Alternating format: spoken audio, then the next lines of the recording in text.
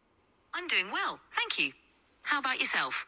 Well, I just wondered, I've got a whole bunch of people in front of me here, and do you think you could maybe give them some idea about who Oliver Stapleton is, you know, the cinematographer? Sure. Oliver Stapleton is a British cinematographer known for his versatile and dynamic visual style. He's worked on a wide range of films, from dramas to comedies. Some of his notable projects include The Cider House Rules, Ned Kelly, and The Proposal. Stapleton's work is characterized by his ability to create mood and atmosphere, enhancing the storytelling with his visual expertise. You're welcome. If you have...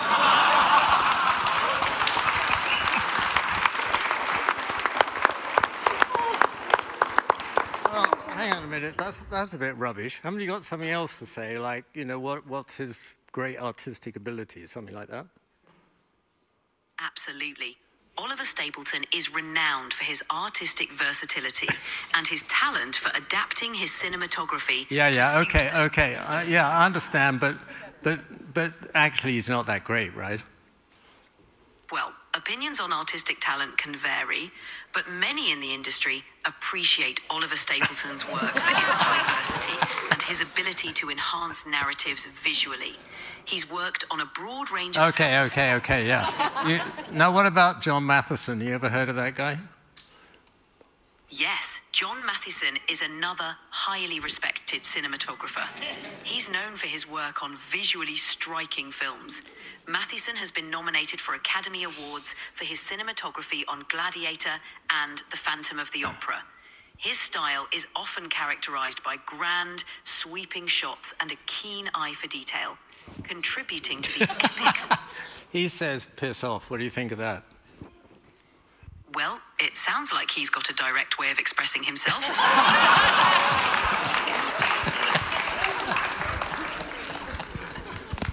Okay, so that's a little indication of where we're headed, right? So I do this drive because I teach at the National Film School and I live in Devon, and so every week I drive up, drive down. It's about 3 hours, 3.5 hours. And so we chat, you know, we chat away. And I'm losing interest in people, slowly. But anyway, so that I think very soon we won't be all staring at phones anymore, will we? We'll be just all talking to space, empty space, chatting to the chat bot. Anyway, it's a little frightening, I think, because I asked it to imitate my mother. In case she called me and like asked me for money for beyond the grave, you know. But it did refuse to imitate my voice. So I was at least thinking, oh, well, that's good. But it doesn't mean that the bad guys can't make it do that. So, yeah, just check it is your mother when they call. Okay, so I'm going to read you out. Unfortunately, they didn't give me the name of who sent in the questions. Otherwise, I'd ask you. But if you recognize the question, you can continue reading it if you wish, but you probably wouldn't. Okay. For a debut director who lacks the technical cinematography knowledge, is it possible to collaborate with an experienced cinematographer to create a very good film? In that case, how the director should approach and plan his pre-production and production stages with a cinematographer for a successful outcome. Have you worked with us lot? Have you worked with or experienced such directors in your career? So like a first-time director when you're really experienced. So anyone can reply to this who wants to reply. Can I? Oh, I suppose so, yeah. Yeah, I had this amazing experience recently. I was contacted by Kenan Warsame. He's a singer.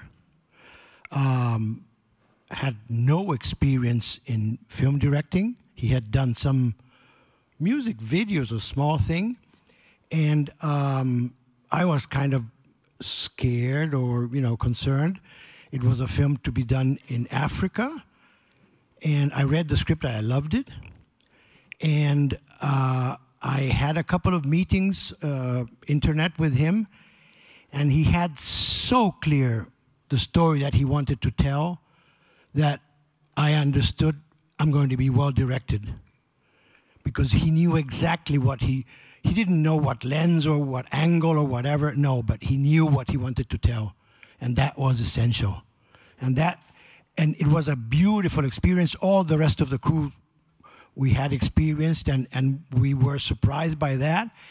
And it was incredible that at the end, everybody was very pleased at that experience, because he knew the story that he wanted to tell, and he transmitted to us exactly. So I'm very happy for that experience. And I was 3.5 years photography teacher in a film school. So I am a great defendant of, is that a word that exists? I defender of film schools, but in this case, no.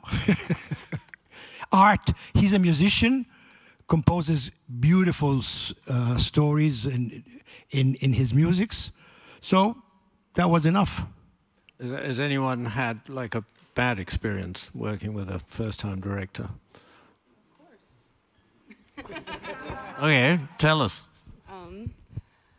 I mean, I'm a really positive person. I can say what the differences are about the ones that were good and the ones that, you know, aren't good, or the ones that did not meet this criteria. I've worked with tons of first-time directors, since I mostly shot independent films throughout my career, and most independent films are first-time directors. And I think the difference between the directors that are successful, like, you don't need to know technical. That's what we are for. Like, you have to have something to say. You have to have a vision, but you don't need to know the how. I think the difference that I've seen is directors who don't pretend to know everything, to hire good people and let them do their job. And also, any movie, you could say that a movie is made in prep, but what distinguishes the experienced directors from the inexperienced directors is the experienced directors have worked out their process. They've figured out what works for them. They know how to communicate, and the inexperienced directors need to find that. So basically you need more prep with your DP. And I've found myself in many situations where I kind of end up being a filmmaking tutor to the director, because I am the experienced one and I am their creative partner. So it's important as a cinematographer, when you're working with a director where you have far more experience than them, is that you're still empowering them as the director, even though you know more than they do, so that you're not hurting their confidence, that you're not intimidating them, that they understand that you are there for them to help tell their story.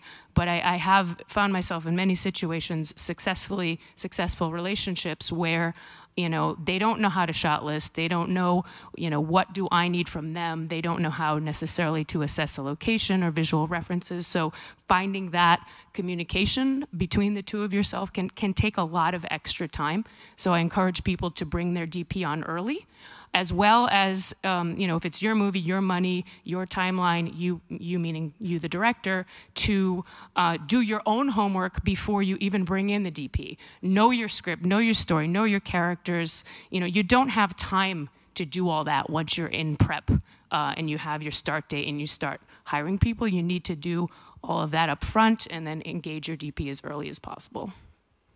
How many directors do we got in the house? Oh, not so many. Oh, one.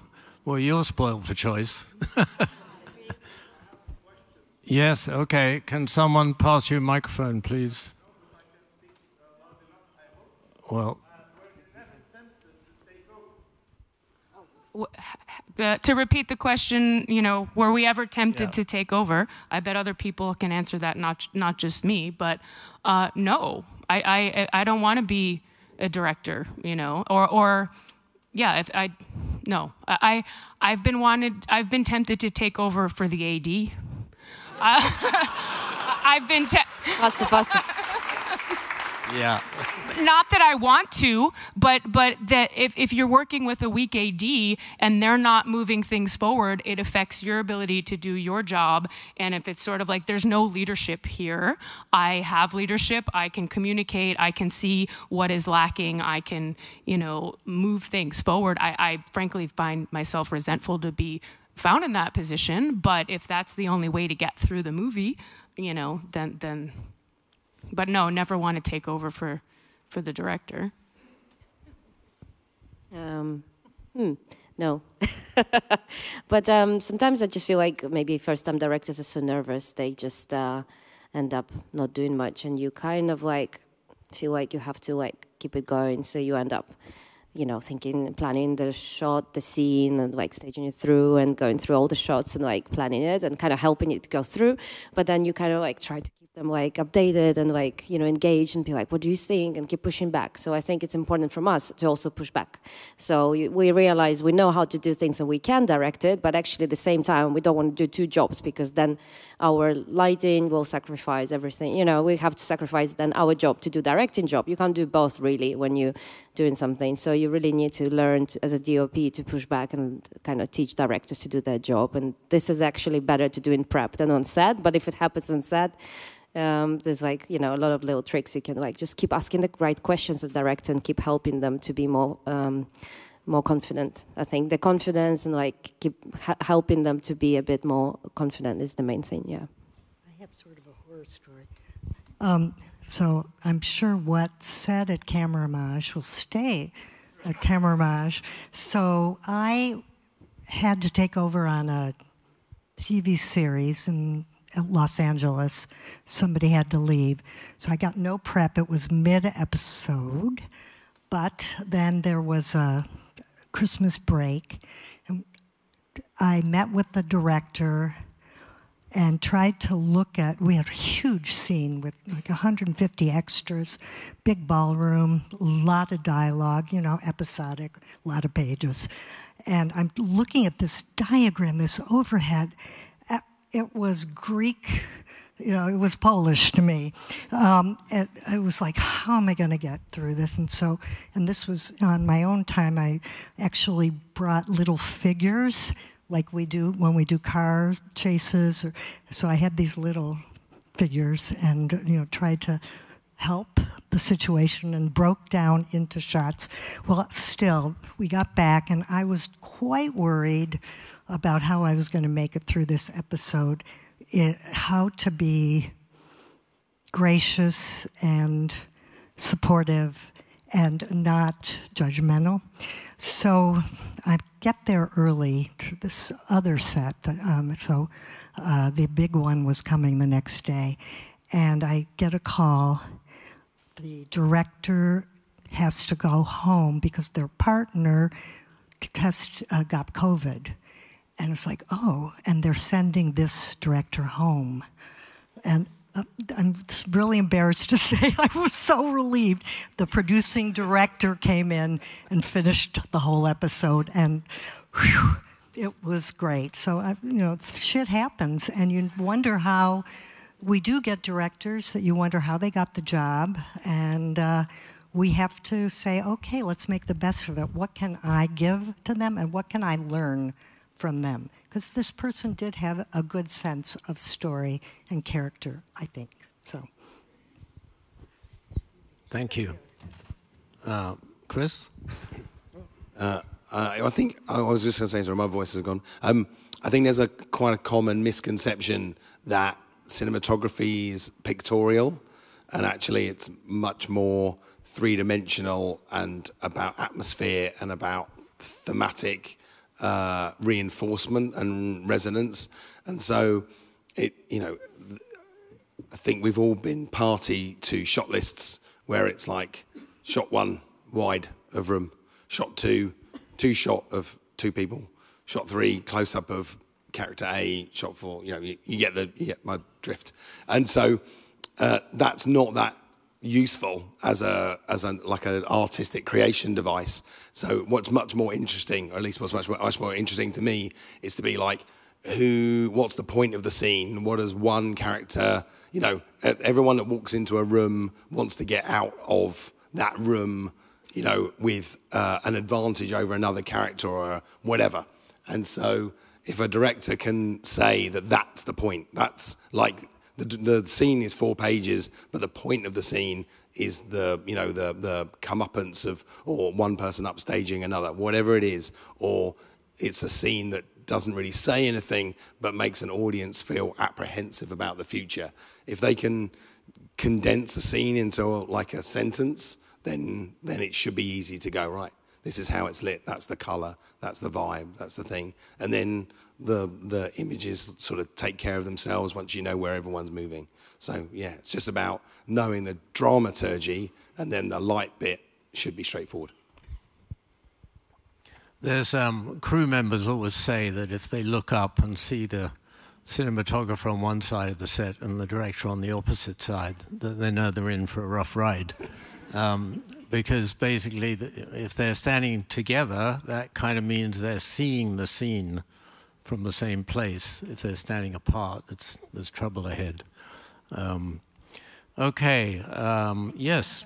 Oh, yes, okay. Hang on 1 second. Let Fabs go. I mean, I don't have experience with that quite like this, but it reminded me of a nice little story. So 20 years ago, I used to shoot a lot of short films with Sam, who became my best friend over the years. But I shot all of his short films back in the film school days, and we had a great time. Neither of us knew what we were doing, but we were just making stuff up, and we had a great time creatively and personally. And my career took off a little bit before his, but then his career took off, and for about 15 years we tried to work together again, but it just never worked out, mainly because of timing. You know, I was busy, he was shooting something else, and we eventually got back together for The Crown in 2019, and it was super interesting because we had both gained 15 years of experience individually, but when we came together, it was almost like working together in the way we had worked together 15 years prior without knowing anything. And so it was a really beautiful way of making that very established show, because we both, knew what we were doing, but we kind of approached it with a way of we didn't have a fucking clue. And it was great fun, and probably one of the best shows I've done, and definitely the best personal experience I've had working with someone. Thank you. Did you want to? Yeah, I mean, in post-production, it's quite different. Sometimes we get involved in the project super early, even on script, which is the ideal, so please involve your colors early. But many times we're just called like 2 weeks before the Berlinale submission, and we have no clue where our name is even, or what the movie's about. So what I've seen many times in first-time directors or first-time DPs with a feature is I sit in the middle, the director sits on the left, and the DP sits on the right, and they're like, I want my grading to be red. And the DP says, I hate red, I want it green. And I'm like, what happened? Like, you've been working for like 4 months together. Like, what is this? So in general, it's all about communication. And in my sense, I like to be involved early, even if there's no budget to do tests or no budget to sit in the suite or whatever, just to get to know each other, because it's so intense in the process, and people feel like, or when people come to the grading, it feels like they're giving all of their energy, and the industry is so competitive that you also feel a bit like insecure, or what do I do? I'm going to show my film, I don't know if it's right or it's wrong, and all the frustration through the set comes to post-production. And I guess it's good to actually just be a bit more human and find space to talk to your team, even if they're not on set, so that when this moment comes, you already feel relaxed on a human level, and you can have more difficult conversations, or even argue if it's necessary, or do tests, or just have a coffee, whatever. But mostly when they come to post-production, they want opposite things. So there's something going on there. Yeah. Thank you. Did you want to say something? Yes, when you mentioned about the distance standing, it reminded me of a story. I was doing a film once with a director that I used to work very much. And a common friend of us visited the set and spent the whole day with us. And when he was leaving, he came up and says, Cesar, is everything okay with you and Fernando, the director? And I said, yes, why? Because I don't see you guys speaking at all. And I said, we don't need to. We spoke so much in pre-production. I know exactly what he wants. So. Yeah. I agree. Yeah, the less talk, the better, really. Even in pre-production. Especially about references. Yeah. Okay, maybe I should just tell you one little story just to finish off this topic, because it is kind of bizarre. So it's a $60 million film, so you think, yeah, okay, fine. So I go to LA to be interviewed, fine, meet the director. He's very young, and I think, okay, anyway, fine. Guillermo del Toro's producing the film. He's not going to be there, but he's hired this director. And so I was, great. It was actually a horror film, and I'd never shot a horror film and never intended to. But I thought, how can you turn it down with that guy? So I went, and they hired me. Then I ended up in New Zealand, and in prep, I began to get a sense that the director knew nothing at all about directing, because he'd spent 4 years in a barn making an animation on his own. And it's brilliant. I mean, the animation was incredible. That's why he got hired. But for some reason, the great Guillermo and Mark, somebody who was there, Mark Gordon or someone, the producer, they thought, ideal, let's hire this guy. It was so weird. So we come on set day one. I've got some quite well-known actors, and they realized immediately they weren't going to get directed. So they, in the first 2 weeks, they start talking to me, which is a disaster for a DP. When it's cut and they start walking towards me, I'm like, yeah, over there, go over there. Anyway, I get hauled in the office 2 weeks in of a 14-week shoot, and the very, very fantastic line producer, he says to me, so what are we going to do? And then I said, well, you got to do something. And so he got Guillermo del Toro to pitch up. So next day I'm on set thinking it's going to be Guillermo del Toro directing, but the other guy's still there because they were very nice people. They didn't want to fire him. So for 10 weeks, 7 o'clock in the morning, I had to work with 2 directors, one of whom is a genius, and the other whom was a nice man, but completely useless. And this sort of charade every day of planning all the shots, doing the rehearsal. It was truly the most bizarre experience ever. But I kind of settled down, and we made the film. It's actually pretty awful. But, you know, then I went home. So, yeah, all kinds of things can happen when you're a DP. Okay, I'll move on, unless anybody has a question about that. Okay, yes, this gentleman here. Just if you sort of speak up. How much of the involvement do you like from the director when it comes to cinematography? Like, how much do you want the director to be involved, and when it's... Involved in what? In the cinematography of the film. Like, how much do you prefer? Are you talking about lighting or camera placement or...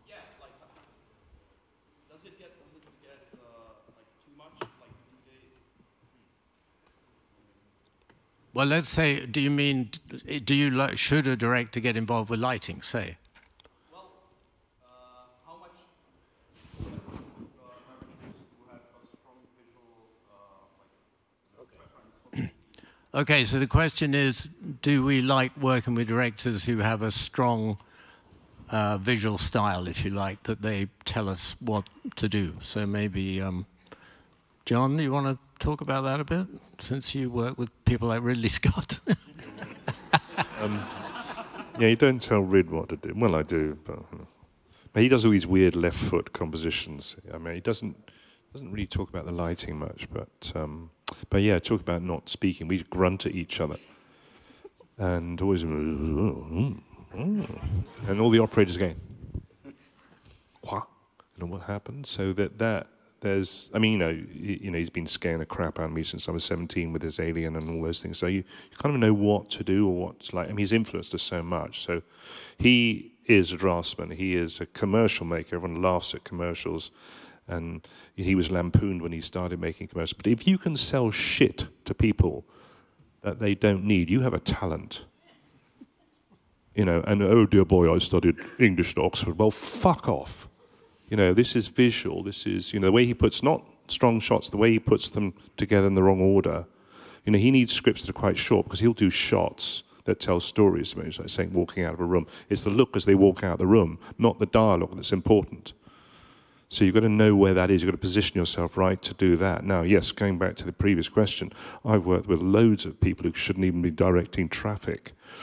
But But that's what the studios do. They hire morons because they are fucking morons. I was at a premiere the other evening, and it was like sucking on a greasy coin. It was disgusting. These mandarins in the room, they know fuck all about anything, hire the next idiot, and they get on, and they give them a lot of money, and then they just disappear.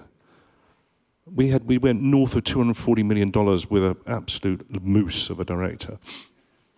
And you know what you're there doing, and it's horrible. You know, like you were saying earlier, it's like you have to be. I don't want to be the headmaster. I don't want to go tapping my watch. Have you seen the time?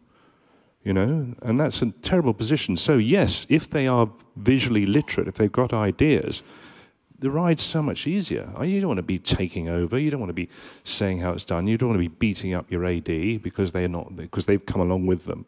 So the studios hire idiots, and that's the problem. So you work your way up, and you're working with worse and worse people, and you're drafted in to do that. You've got a good art director, you've got a good AD, and that's what you're doing. You're shoring up the process. I went through 3 directors in a month, and the original one was there, and he wasn't allowed to speak to me. He'd say, "Good morning, sunshine," and that's all he was allowed to say. When he sat there, because they're scared to fire them, because then that was, the great auteur was fired. No, he's a moron. Get rid of him. But he had to sit there the whole time. So went through loads of directors, and we finished it, and it was a disaster. It took money because it's kind of review-proof nonsense. So they made sure it made. But if you're independent, you're in a lot better chance of meeting someone who's really keen to learn, into what you're doing, want to listen, and you don't want to stamp on them. You want to say, go on, tell, whisper. Tell me what it is. Tell me what it is. Take your time. Rehearse all day. Take all day to rehearse, and we'll shoot it really quickly. But know what it is. What was the question? Oh, sorry, I've been eating fucking painkillers all day. I forgot. Somebody else needs to do it. I prefer working with directors with a strong vision because they push me. If a director just wants the DP to come up, I'm going to work with the actors and you come up with the shots and, then I'm in such a rush and time management, everything else, I'm likely to fall back on my taste and things I've done before, etc. But when I have a director who wants something specific, like I find, and I bet a lot of other DPs find, that it inspires me to rise to the occasion, that I start thinking differently, that I do my best work when I'm aligned with a director who has a specific vision. And I see a lot of nods in the audience. And in terms of when does that go too far? I would liken it to the way that I feel as a collaborator and against micromanaging people, that how I approach my team and my keys, how I want my director to approach me is tell me what you want, not how to do it. If I want to hear everything about what you want. However, if a director is very visual and knows exactly what lens, exactly where to put the camera, exactly what height, exactly what camera, if they think that way and they can express it, and hopefully you're in alignment and agree with them, then that's great because they have a vision, they have a consistency. You can really start to dial in with what that is, and ideally you're going to elevate each other with that the whole is greater than the sum of its parts. Thank you. Okay. Anyone else want to comment on that? Or is that, yes, question. Yeah? I saw that a lot of you shot a lot of shorts. Okay, I'll try a mic. Thanks. I saw a lot of you shoot a lot of shorts or shot a lot of shorts in the beginning of your careers. This kind of goes along with the have you ever taken over? And also becoming a collaborator much earlier on, especially in the script or the story, where you're shooting your passion project with this director, it's low budget, you're putting a lot of time and energy, that's your own time and energy, you're not getting paid maybe, or you're getting paid very little, and some of the dialogue that you're seeing is just crap. Do you get involved in that, or do you step back and say, hey, I'm just going to fill this role, or how do you navigate these situations where you're like, this invest for me, is this moment worth it, or should I speak up right now? Good question. You don't take the job. No, I mean, I always like, I'm very picky with, if I do a short, I really study the script and I like question everything. And if I don't feel it, I just, yeah, there's so many scripts and so many red flags that I went through. I'm just like, oh, you know, not available, not available. But when you really feel the script and there's some little things that you think may be questionable, then you like have a meeting and then you like really fire those questions to director and see if they are like flexible or if they're just like stuck on it and they don't want to change, and I kind of like figure out like my gut if that's right collaboration or not. But I think if you don't feel the script, it's very important to talk about it, otherwise it's not going to be you know?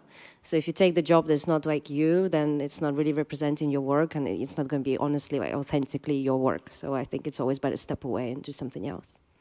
If it's early in your career and you don't really have you know, a leg to stand on to make that choice, like you want it anyway, because it's going to give you, you're going to get something out of it, you're going to get the opportunity to practice your craft, etc. Then sometimes, you know, just suck it up and say, okay, I don't love this, but I'm going to get this out of it. But also I have found myself in situations where I'm sort of feeling someone out in the interview about how open they are to hearing about those kinds of things, where, you know, something to remember is they're not just interviewing you, that you're interviewing them. Like, do you want to invest your time and energy in this project and in this person and in your communication? And the only times I've really spoken up about things, I've waited until I've already decided this is a project I want to do anyway. It's not something that's so bad that I'm like, I don't even want to do it, like Diana said, but it's like something in there that is maybe bothering me, that I wait until I have a close enough trust and rapport with the director or the writer-director to see, are they open to hearing this or that? And then usually the only times that I speak up is if it's something that I feel like, if it's a male writer writing a female character and there's something in there that is like not true to the female experience, or it's something to do with nudity or sexuality, and that there's something where it's like, you know, this is really cringy, or like something that I feel like justified in terms of, you know, as a collaborator and saying something about, or a safety thing or that kind of thing, then I'll feel justified to speak up. But as a writer, I feel like, or a dialogue and things like that, I feel like that's not our place as cinematographers. Okay. Chris, do you want to say something? Yeah, I would agree with gender. I don't tend to have that level of opinion and like nuance on the dialogue. The only times that I've ever sort of, I guess, assisted were when the dialogue, if it 2 lines were the other way around, would be like a better button on the scene. So like you can end a shot with in a close-up of a character, and you're like, that's a great way of out of the scene on this close-up, in on the scene on the car sweeping by or whatever. And it's like, if you just make that change or lose a word or whatever, but usually just keep your head down, say yes. And someone with a degree in English from Oxford is lurking in the background waiting to write an ADR line later on anyway. Yeah, but they would get it wrong though, wouldn't they? Because they're English. That's what Truffaut said. Britain and cinema don't go together. But yeah, no, I can't cross that line. You know how to. You can know how to swing it. I mean, I don't think DP spent enough time in the editing room. I started there sinking rushes. Didn't want to be there. And we used to do this filthy stuff called rubber numbering, but you asked me about that later. It's quite disgusting. It smells as well. That's what I was relegated to. But you see what goes on. You see those big fancy crane shots being worthless. You know, you've got to know. You know, it should be like postcards. It should be like storyboards. It should come off the cuff quickly. But you can't cross that line on dialogue. I can't. You can sway it, and as you said, you can say, and my focus was this will never be in the film. Oh, you fucking. And then you think, well, you'll do a nice shot, and you'll hope the editor picks up on it. You've got to have a good relationship with the editor, especially if you haven't really you've got a sort of rudderless director. Even a first time, meaning very well, they want to get so much in, but you think. You don't want to appear to be bending it or siding with anyone, but you've got it. I can't cross the line of dialogue. I've seen actors do it, and they go, "I ain't shooting that," and they just throw that over their shoulder, and then things, which I don't like either. But at least they send you all home is better than trying to struggle through some crap, overwritten thing. But no, it's not your position. It's not your position to do that. You know, you are hired to do that. You're not, and you try and do the best you can with it. You try and polish it, but it's not. Just give it shots. That's the thing Ridley does. Just give it shots. Give it significance. Can it move? Play off a silent eye line, and then you can put the ADR in afterwards. But writer, director, dangerous person, very dangerous person. Stay away from them. Yeah. Good. Okay, well, let's move on to question 2, because question 1 took quite a long time, didn't it? Okay, this is rather a long question, but so I'll read it really fast. As cinematographers, you've spent your careers learning a huge amount of techniques. Have we? Yes. I've seen that sometimes cinematographers, whether knowing it or not, create a kind of personal rule book in their heads that they follow in order to craft shots that fit the story and look incredible, whether it be through lighting or composition. Do you ever feel constrained by the rules that you follow in your own head? Or try and make the best image possible? If so, how do you overcome that? Do you ever miss the freedom in not knowing as much? Now, if you can understand that question, answer it, please. Great, you understand. No, I mean, I don't think it's important. I hope I don't have rules. I mean, we got into this business because we're adventurers. We like exploration. We like, technology and the art. And boy, if I have rules, I might as well hang up the light meter, which I still bring out.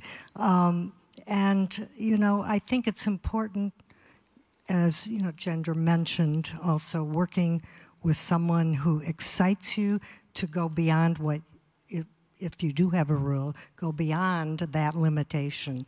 So, boy, I hope I don't have any rules, because this industry has changed so much and will continue to, and that's why one reason we love it. And yet, we're still storytellers, we're image makers, and, so hopefully, if I'm doing rules, somebody better tell me to wake up. Anybody else? Yeah, I think that's true. You don't want rules. You want. I'd like to think I don't have a style. I'd like to think. You just. You're not. You're the top technician. You're not. You can move within that, but you are not an artist. I hate that fucking word. I think you're there to execute, realize as best you possibly can. But these are my rules, this is my style, this is what I do, you've got me, I'm coming to do this for you, and it's all going to be marvelous. No, that's you don't want rules, you want to just get excited by what you either got to like the director or the script, and if you like both those things, you're away. But if you think I'm going to apply these rules to this scene, then it should be like your first movie each time. It shouldn't be. You shouldn't have these constraints, and you're always trying to make. That's why you do read the script, because this film will be totally different to every other film I've made before. And I look at how many. What are we up to? Fast and the Furious 10 now. That's a handbrake turn. That must be really interesting to photograph. But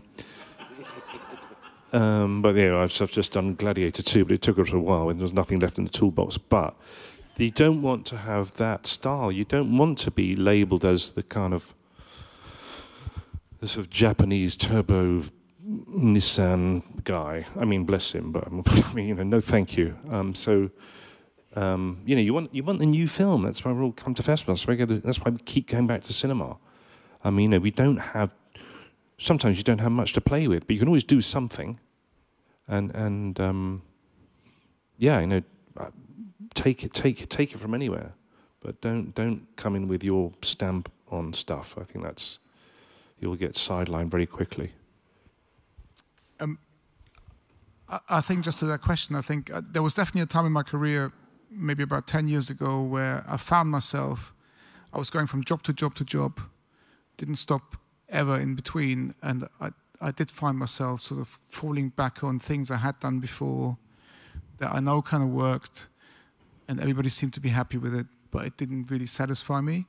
but because I knew it was quick and I knew how to do it and I knew what to do in that situation. And when you get onto those bigger jobs, politics and all of the shit around everything, the creative stuff becomes more and more prevalent. So, you get involved into all of that stuff as well. And so sometimes I did fall back on all these old things that I used to do, and it kind of worked. And I had to sort of almost drag myself out of it by being like, this is actually not satisfying me. I want to try and do something different. I want to try and do something that's right for this project. And so actually at that time started doing more short films again, because what I love about short films is the fact that there is no money, and it's all about you and the director being creative, and you're not controlled by studios and producers and whatever they want. It's really just about you and your creative vision. And by not having any money, you're being more creative. And actually that's the process that I love doing. So I've sort of forced myself to do that just to kind of drag myself out of this kind of hole that I was in, I think. Yeah, I think it's really important to say that when you're in lower budget filmmaking, you're starting out, there's a kind of perception, say you're a film school student or you're just making shorts and you're starting out, you kind of think there's some Shangri-La of brilliant high budget filmmaking where you've arrived and everything's perfect and it's a glorious sunset, but it's not actually like that at all. And in a way, the higher that we used to have a sort of mantra, if it was going to cost more than 60 million, you couldn't make a good film. And I never really quite understood that until I realized that every 10 million you add to a budget, there's another committee, another bunch of execs, another whole room full of people trying to tell everybody what to do.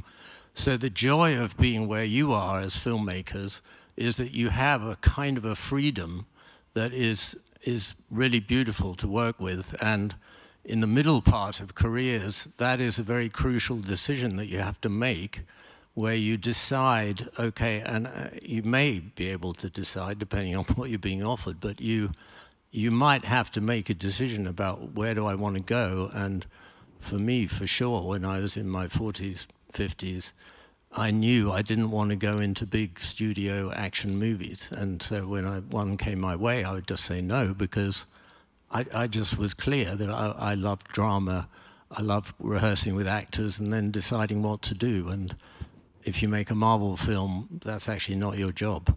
And so I didn't want that job. So don't have some sort of idea that just being big is necessarily great, because it ain't sometimes. Okay, anything more on that obscure and strange question? Okay, this gentleman.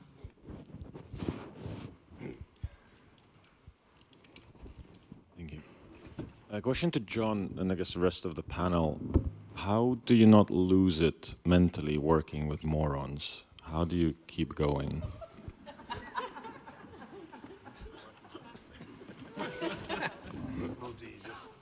You're just like a normal person. You drink a lot. I mean, there's a lot of stress drinking that goes on. I just did a film in the tropics. Everyone got sick. We had malaria, cholera, everything. And me and Chuck, your mate, all we did was drink Negronis. We didn't get sick at all. So what do you do with them? I don't know. Do your job. I hate that expression. Do your job. You just try and find a way. I've taken over on films, big crap films, stuff that Oliver's talking about, which is much better because you just come in like a hired gun. And you say, this is what you got to do today, this is when I'm going to do it, da, da, da. It's like, and they just listen. Usually because they fired the DP because the DP was trying. And it's a dangerous position to be in where you have a bad director, because they'll fire you rather than fire the studio guy who they've hired because the DGA is very powerful. Oh my God, you took this genius away. No, the genius should be sweeping the floor. There's, to get two kids coming on a set and you ask them what they can do. Well, I can drive a car, I can make tea, I can do this. I'm quite pleasant to talk to. I'm educated. I know how to work a radio. What can you do?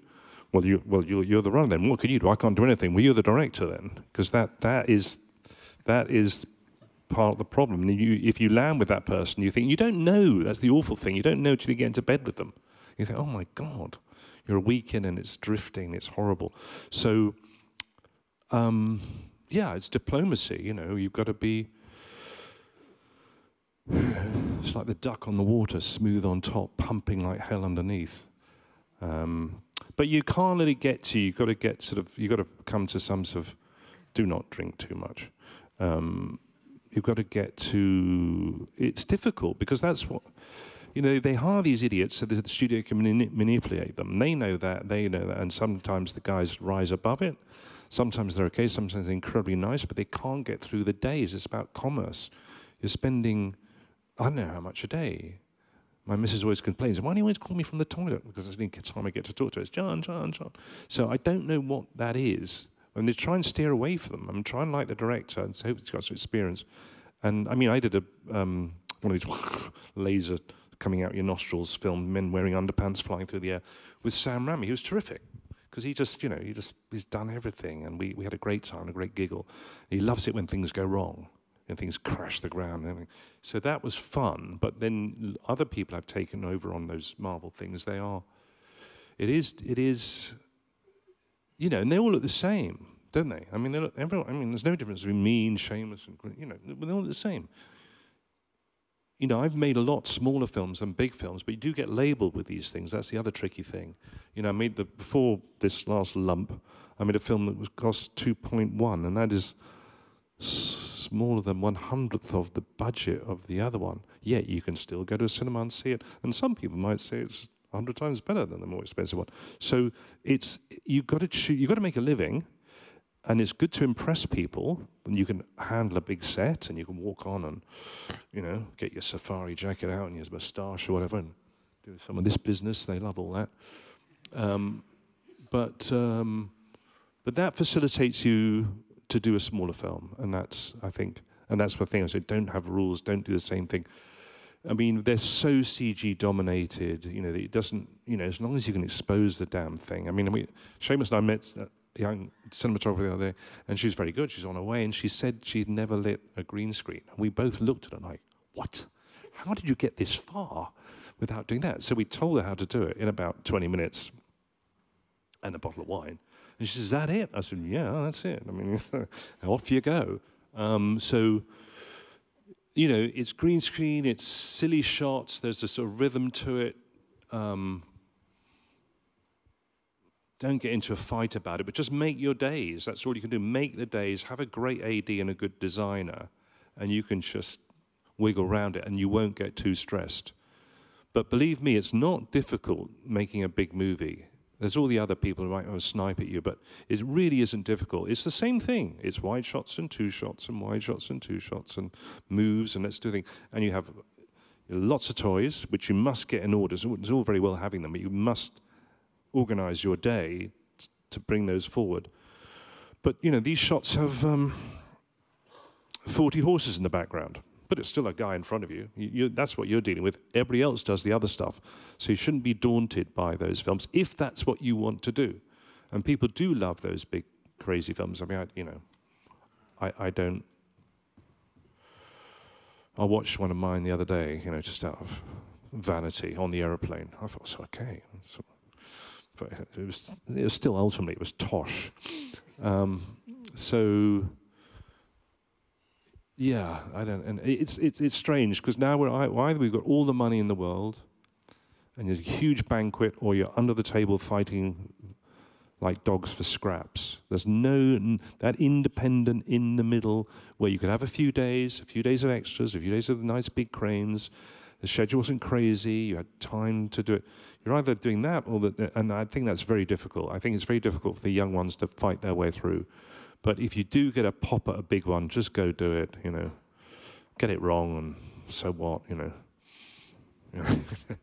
Okay. Don't forget to surround yourself with your crew that you love to be with on and off the set. They are your family, and they can help you get through anything, and you can help them get through anything. So the crew rules. Yeah, I think it's also important to say that, you know, you guide your career. You decide as you go from the age of 20, 30, 50, you make decisions about where you want to go, because I have to say, I think I would say 95% of the films I've shot, I've found absolutely magical to work on, incredible people to work with, and I just loved doing it all the time. You lucky bastard. Well, because, I mean, but I didn't go where you went. I didn't go into big films, but I didn't want to because I. Well, I made, you can probably name. I made 65 or something, and you probably named 3 of them, but they're all enormous. If I hadn't, you'd named some really good ones. So, Well, all I'm saying is that I do think that once you hit the big budgets, it's a different experience, and sometimes good, sometimes bad. But I knew what I'm just saying. You figure out what you want from cinema, what you want to do as cinematographers, because it does vary. And that middle ground John's talking about, unfortunately, the ground I was in for 40 years. In fact, Cesar would have been too. It's kind of gone away, and because I was in the 20 to $65 million range of films, and of course those are the ones that they've kind of disappeared, but they're kind of alive and well in series television, and they make great drama there and great stories. We have 2 examples of people shooting those great stories right now. So yeah, it's still there. We still love films, and some of them, occasionally. You just have to show up and do it and get through it. Okay, so I'm going to move on, unless there's a last question on that. Yes. Oh, wait. I have a question about lighting. How do you have any advices how to improve your lighting, or like certain exercises what you do or you did when you was younger and beginning of your career, and maybe you can share this experience how to be better in lighting. Thank you. I think a younger member of the, because I can't remember.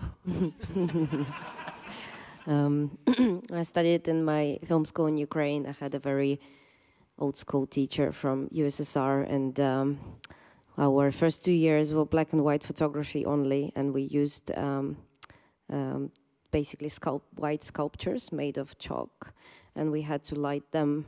And the assignment was, one lighting has to be just shadow and high contrast. Another one has to be fully soft and like no shadow look, very high pitch kind of look, so just white. And the other one was effect lighting, and you have to come up with the effect that you want. It could be like a candle or whatever, and it's all had to be shot on black and white film using 1,000 watt Svet lamp, which is like a flood, or a Fresnel 650. And then for the softening, we had just like the cloth, basically. And then if I found a gel, I was lucky to have. And it had to be shot in black and white film, and then you had to develop the film yourself and then print it in a dark room and then bring the prints to the class. And then he would look at it and he was like, this is rubbish. Like, what is this? What's this contrast? And then there was a lot of exercises like that, and then we kept bringing more and more and more and more and more. And I hated it. I cried. I kept proving him that he was wrong because there was a contrast, and I measured it. He was like, no, they can't see the details. And so 2 years of that every Wednesday. And then we started doing color. So another 3 years of color. And then I started moving image maybe year 4.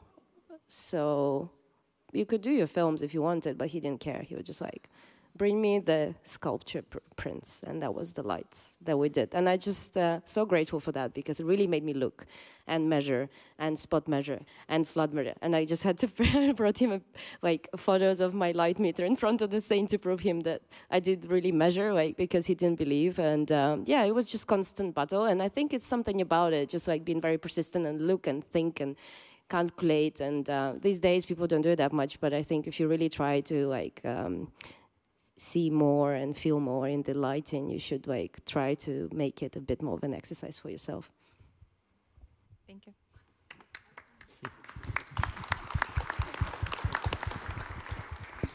I can add to that, having been an electrician on bigger jobs as part of my growth and learning process.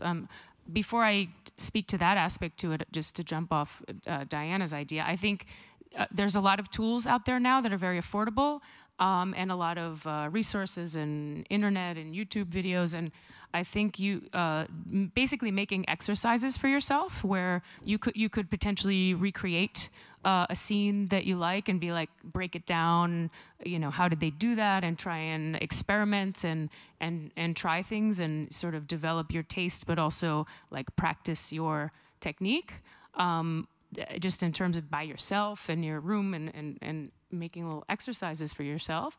But then also that's an entirely different animal than how to execute on a set with the crew and communicate with the crew and understand lighting continuity and all that stuff. So I advocate for people working on crews on bigger sets so that you can see how it's done by other people. I've seen plenty of cinematographers who got out of film school and were talented and doing well, who just started getting more and more bigger jobs as a cinematographer because their work was good, but they quickly hit a wall because they never saw how it was done on the bigger crews and in the bigger sets. And so having those role models, learning from other people's mistakes, learning techniques and tools that you can apply to your own work. I learned a ton being an electrician on all sorts of different kinds of sets, and having already had my film school foundation that I was able to understand what I was observing and participating in helped a lot.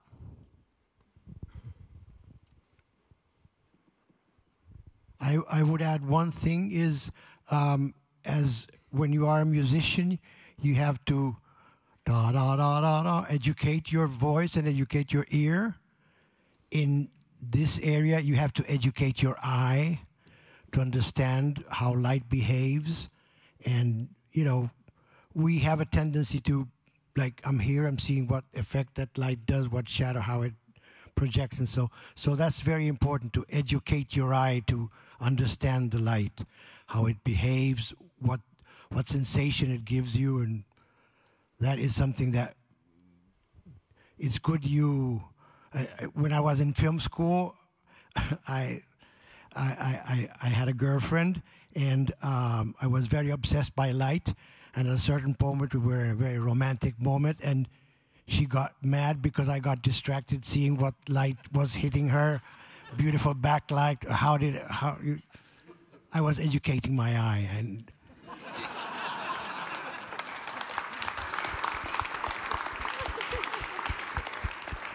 but yeah, it's a little bit obstinato rigore, like the master said once.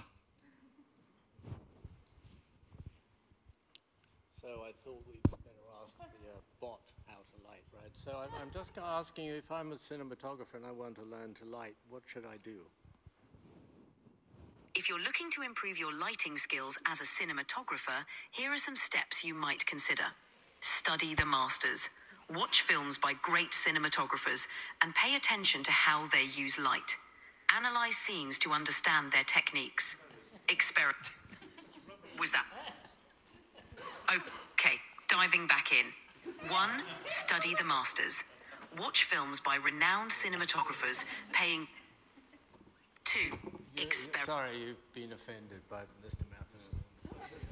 Matheson. Unless they're filming the lights, which I've discovered is not a good idea, how are they going to know that? I mean, it's what you said. You've got to know. If you mean electrician, that's more electrician in the States. Get it all ready. Think of the reverse before, as you're thinking of the wide shot. You just want to be quick. You want to just flick things on. And the producer, why all those lights are off? Oh, they're not doing anything. Yeah, watch this. Watch the time. We're not lighting. You just switch that off, leave it there. We're going to this, we're going to that, we're going to that. Know the scene, block the scene. Watching films. I mean, you know, that's why you're here. You know, you watch films. How the fuck did they do that? I don't know. You know. No, you've got to get it up there yourself and just switch it about. I mean, it would maybe not do the romantic thing, but I quite like that. But yeah, just one tip about watching films: if you do want to look at the lighting, turn the sound off. You have to turn the sound off, because otherwise you're just going to watch the movie. You're not going to learn anything. But I agree, you're not going to learn that much from watching movies. You'll learn something, I mean, in the very first class of year 1 at the NFTS, the first question I ask the 10 students who are sitting in the room, I just say, who knows where the sun comes up? And it's incredible. You get 10 people who don't know where the sun comes up. And so, let's face it, the sun is light. That's where you start. So I always start with the sun. And you can spend months, weeks, years, your whole life just studying what the sun does, and you can learn about lighting. So, yeah, do figure out where the sun comes up. It's quite important. Americans know because they just go, oh, it's North Street. So, it's East Street. So you kind of get it, and it's a grid. But in Europe, no one knows. And also it's foggy, so it doesn't come out anyway. So, okay, so I might, since time is of the essence, I will now move on to question 3. It's totally natural to make mistakes. It's a necessary thing to learn and grow. On that note, and I'm going to ask you actually like one by one to answer this, can you please share with us any fuck-up, actually, is what they put, you made during your professional career? So the biggest mistake you ever made in your professional career.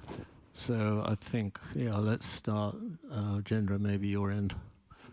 I need to give it some thought. I'll come back to you. Oh, okay. Somebody else like to kick off? Me too. Me 3. All right, I'll start because I'm not a cinematographer, so I guess it's easier. I mean, as colorists, we have to support the story emotionally and technically. We work with and for the cinematography department. But I would say one of the biggest mistakes or things you learn with time is how to dimension, I don't know, in Spanish we say dimensionar, dimension your work or how much time you need to do something.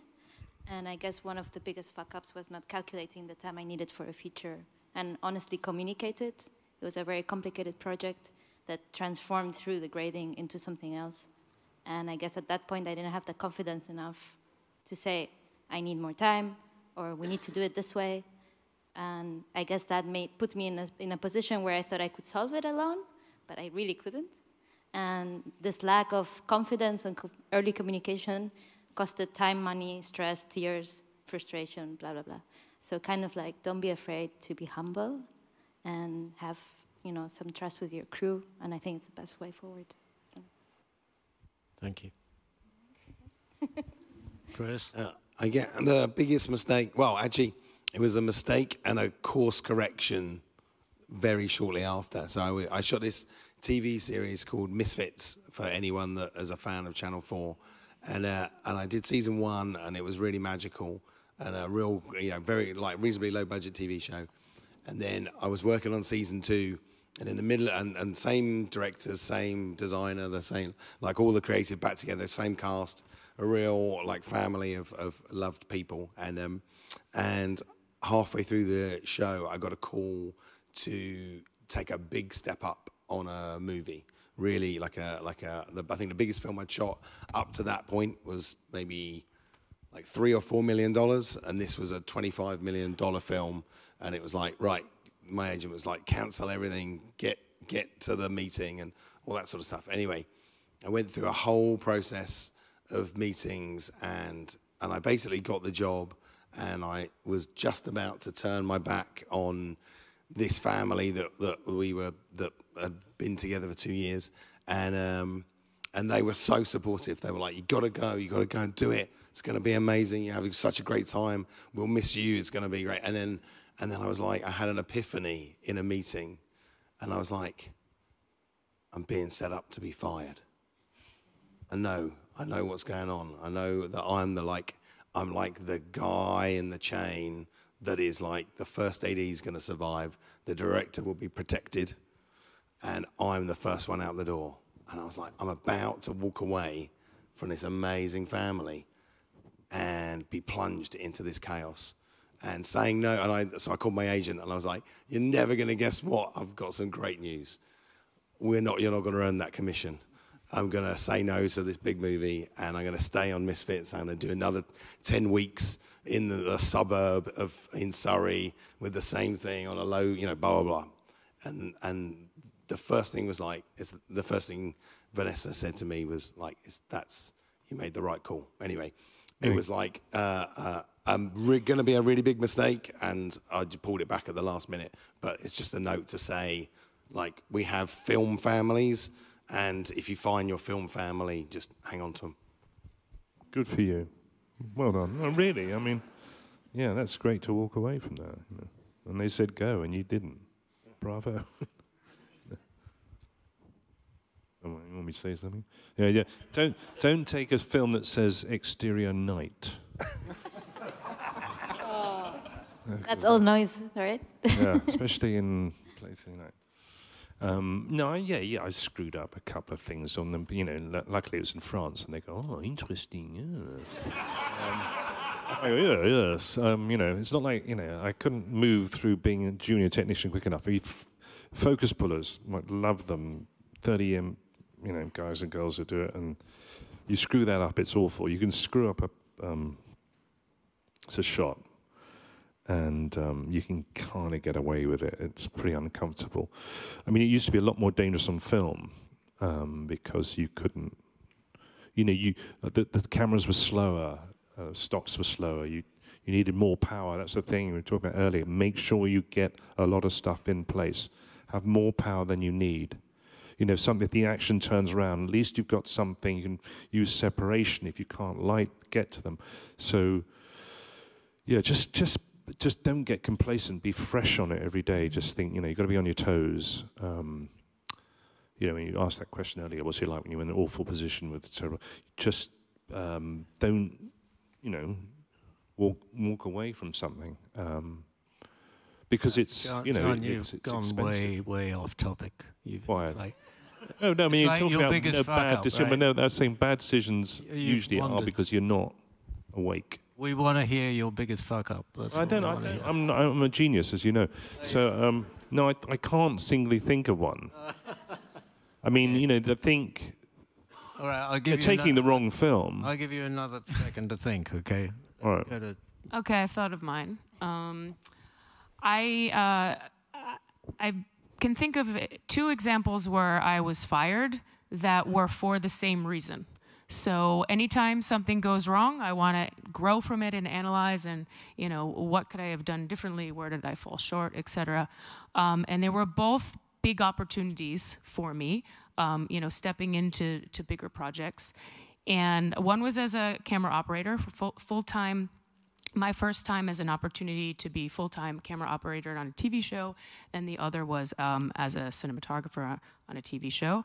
And both times I made the mistake of not advocating for my needs to be met by the production.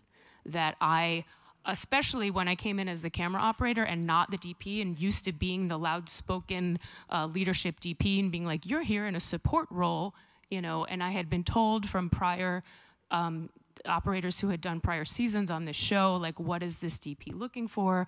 And I was told, they want someone low maintenance. They want someone to figure it out for themselves and not, steal the spotlight and make a lot of attention. And so, I kept facing challenges that were, by the production or by the structure, whatever, and I just kept taking them on as my problem to solve and my cross to bear, and that ended up burying me, because I learned in retrospect I should have been speaking up for what I needed to succeed in my job. So that's something that you learn over time, is how to set yourself up for success. And I could say that the same but different on the TV show, that I was working with I was doing some additional photography with the producing director, who, if you know anything about TV shows, that person is like slammed all the time with a million people asking for their attention. It's not just the director, it's like the main producer director. And I was like,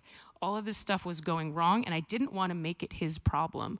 I was sort of like, let me deal with this with the AD, and let me deal with this with the guy. And it's like, the production was a mess, and he didn't know it. And I didn't tell him because I didn't want to complain, and I just wanted to solve things and not be, the squeaky wheel. And all those things that were going wrong that I did not advocate for fixing, or I did not make them aware that these things were happening. And then when things went wrong, it looked like it was my fault because I hadn't set myself up for success. So just learning to advocate for getting your needs met for you to be able to succeed at your job.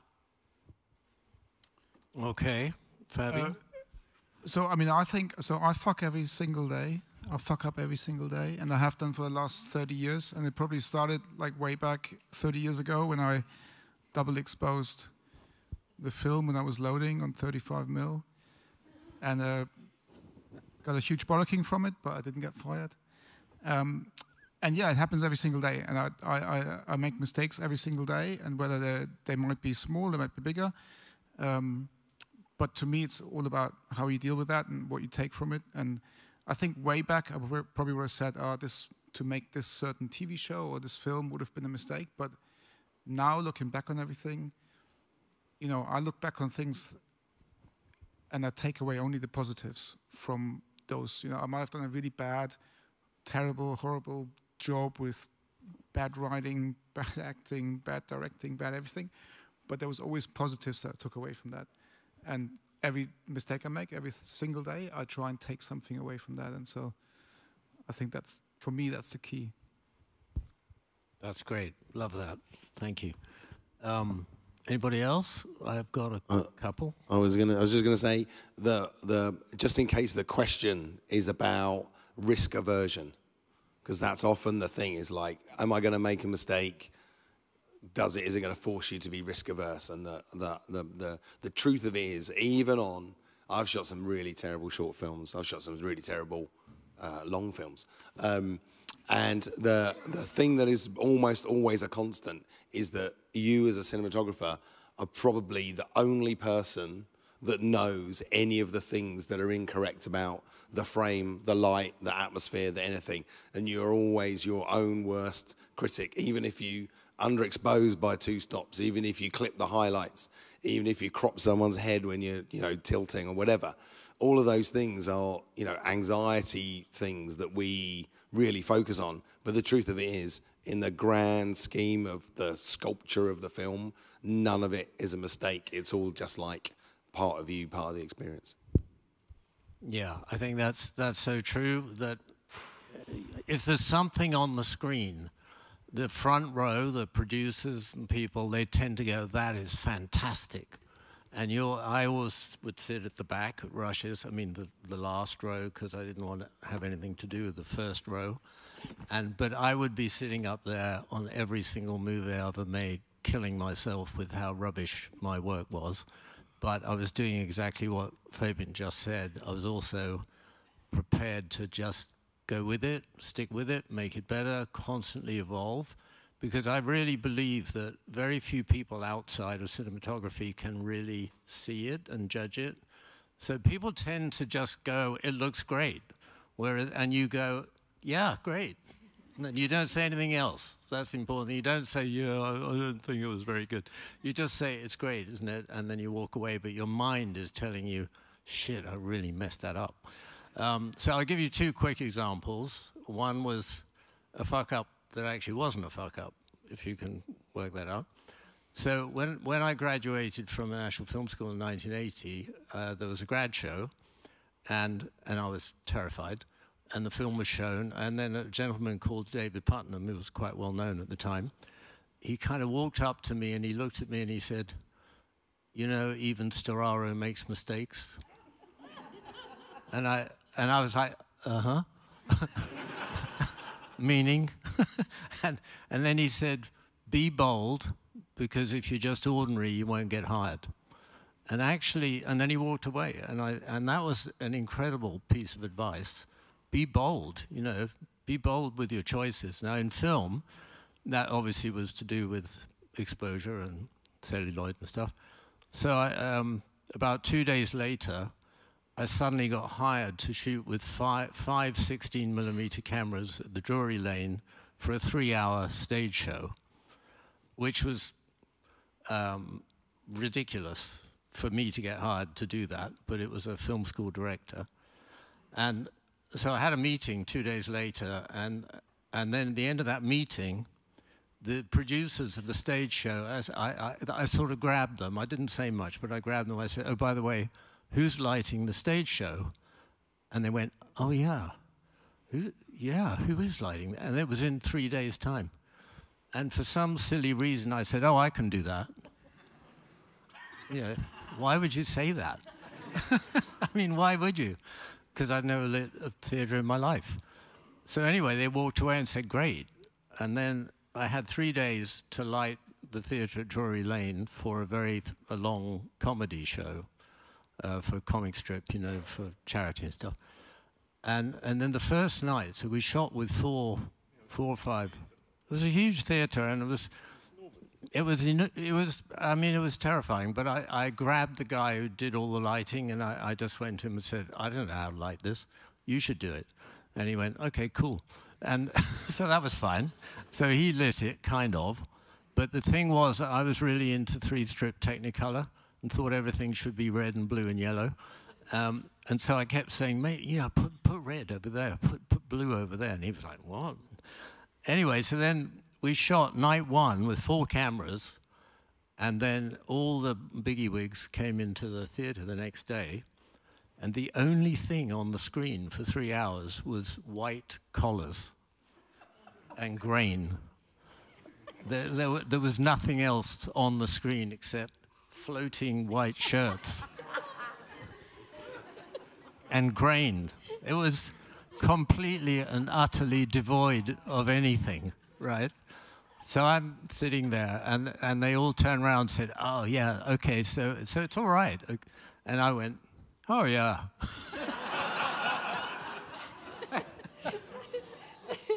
So then, of course, they all filed out, and I was like, oh, my God, you know, what, now what? So I phoned the lab. Labs in those days, you know, to a newcomer, they weren't very nice to you, let's put it that way. I phoned the lab and I said, look, all that stuff you just sent us for, I forgot, Secret Policeman's Other Ball, it was called. I said, there's nothing on the screen except white collars, what's going on? He said, it's fucked. And I said, what kind of fucked? And he said, underexposed, mate, totally underexposed, it's fucked up, there's nothing there. And he put the phone down. So then I'm standing there. We have to shoot in 1 hour's time, right? This is 4 in the afternoon, 6 o'clock, we're back in the theater, and the 4 very experienced DPs are there with their cameras, and they walk in and they said, how are the rushes? And I went, great.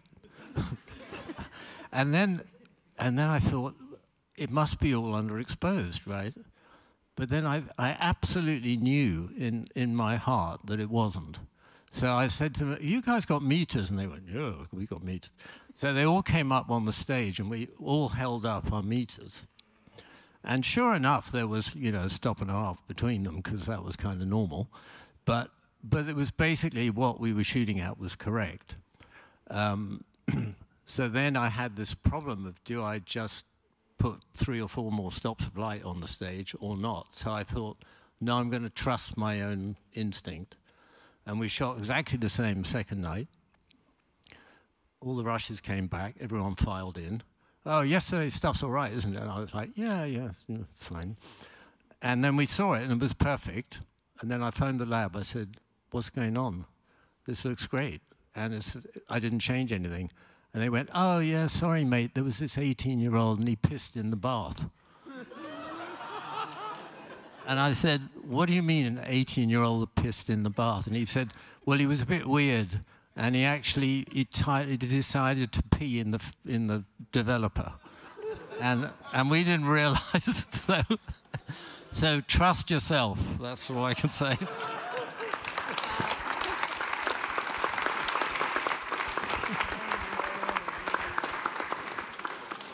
Okay, we should probably stop, right?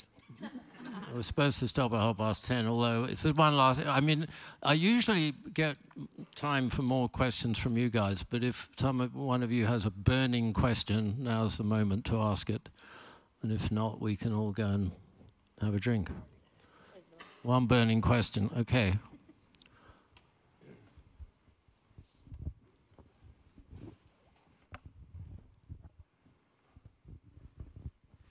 My question will be more about the beginning of the career, and if anybody of you already don't remember, that's okay.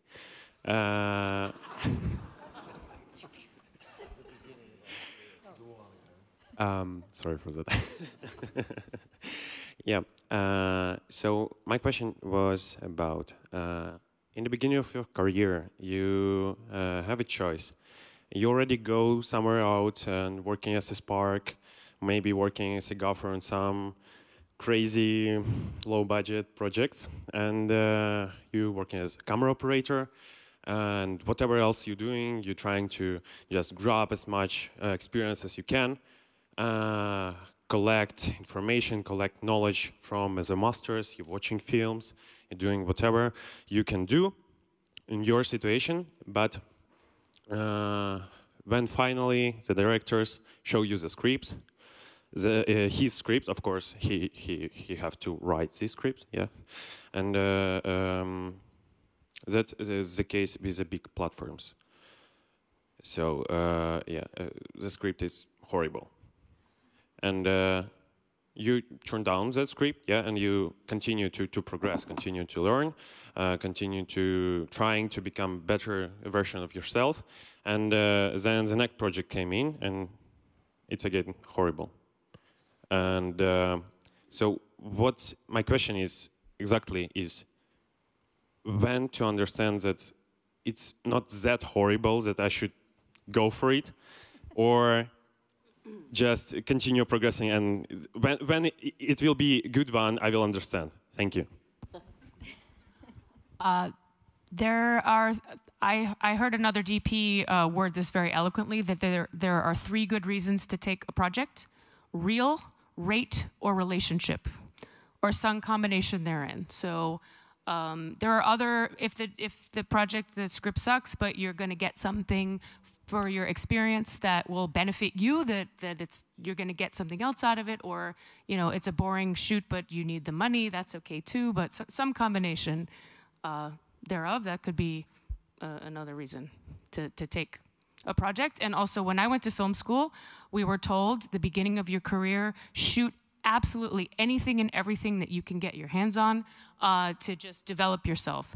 But what we weren't told at film school is there will come a time for you where you realize that is not serving you any longer, that you are wasting your time making crap once you've done a bunch of it, and then you have to start getting more selective. And that's a very individual judgment call to be made, that when you're getting enough projects, you have enough options to start spotting red flags and saying, this is a waste of my time, I'm not going to do this, versus what's in it for you? What are you going to get out of it?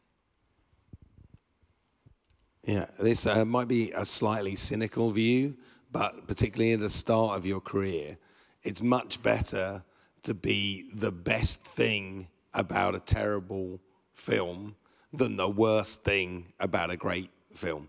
So if you're starting off and you need to learn how to light, you need to work out how to put the nose shadow in the right place, how to set yourself up so that the reverse is already lit. There's a bunch of techniques that you do need to sort of, hone as a craft, and then hopefully you then forget the craft and it's about the storytelling, etc. And so, yeah, I would say yes to a lot of projects when I was younger, because there was, I'd never lit a church. So in this film, there's a church. So that's cool. I'm going to do that, and I'll get an 18K, and it'll be very exciting.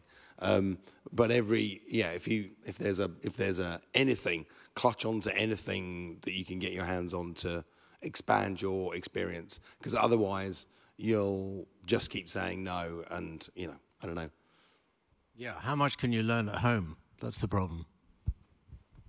I mean, if the choice is to go out and shoot or stay home, why would you not go and shoot? Because that's where you learn. Also, you read a script, you might think that's a bad script, but the weird thing is that then you show up and you suddenly find you've got brilliant actors and a great director, and they chuck that whole script in the bin and start again, and you suddenly made a Cannes-winning film. And if you turned it down based on the script because you didn't like it and you think you're a genius at judging scripts, you might have made some big horrible mistake. So go work. You know, why would you not go work? But what Jendra said is also important, that once you are working, then you start getting a bit more selective. And if you don't like something, don't do it. But don't stay home. You just can learn to cook, but you can't shoot. Yeah, also make as many mistakes as you can as soon as possible. So then you know, okay, I've done that, not again, done that, not again. So kind of like slowly. And then when you get something that you feel like is good to show other people, and just select those scenes, select those shots and put them out there so they're, you know, people don't see the whole film, but they can see snippets. And this is the things you like. So they will hopefully will hire you to do similar things, and that's how you get more projects that you like. I think also sometimes we reduce shooting to lighting or to framing, but it's a bigger experience than all of this. So every project will give you something, whether it's someone you meet for networking, whether it's you yourself like developing a language to communicate yourself. Sometimes you have a DV cam. How do you use the DV cam to do it? How do you use an array with 18 stops? How do you use these kind of lenses? What happens if you have a data wrangler or a DIT you can communicate with and get the rushes right the first way, and that helps the director, the producer, and the colorist, and your relationship with them. So each project has something you will take something from. So just go and shoot, and then you'll decide. Yeah. I don't know. Okay. Yeah. Are we all done? Okay, I think that brings 2024 Any Questions to a close. I'm super happy that I got a bunch of people on the stage. Thank you so much.